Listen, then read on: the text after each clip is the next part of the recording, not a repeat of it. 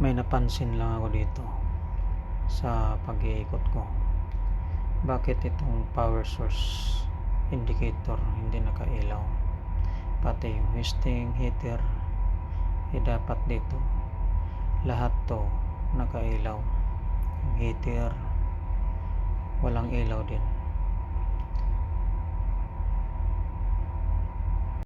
Tara, hanapin natin kung anong problema.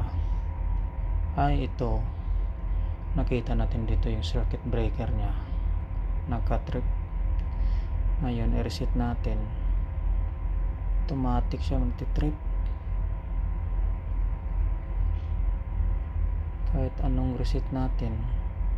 Baba natin, i-reset natin, nagti-trip pa rin, automatic na siya nagti-trip. So ang gagawin natin, mag-check muna tayo ng voltahe nya, line 1, line 2, line 3. May voltahe lahat,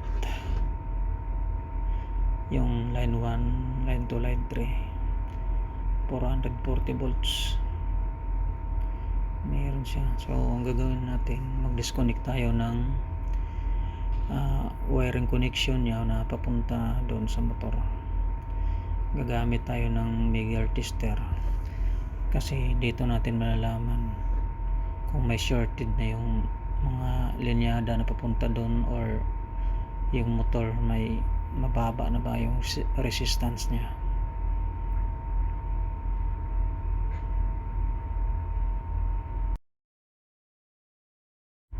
Tingin muna tayo dito sa diagram. Itong magnetic contactor na to, siya una nagtitrigger. Makikita natin dito disc brake pala niya,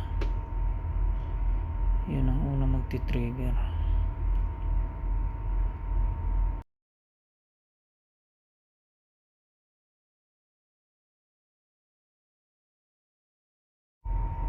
Puntahan muna natin dun sa taas kasi may push button controller dun. Baka nakabaon yung emergency switch. Yan ang provision ko rin natin. Ito, check natin tong emergency switch. Yan, nakabaon pala to. Baka ito yung dahilan kasi nakabaon siya, naka-activate yung emergency switch. Balikan natin sa baba. Reset natin yung circuit breaker, tapos switch on natin.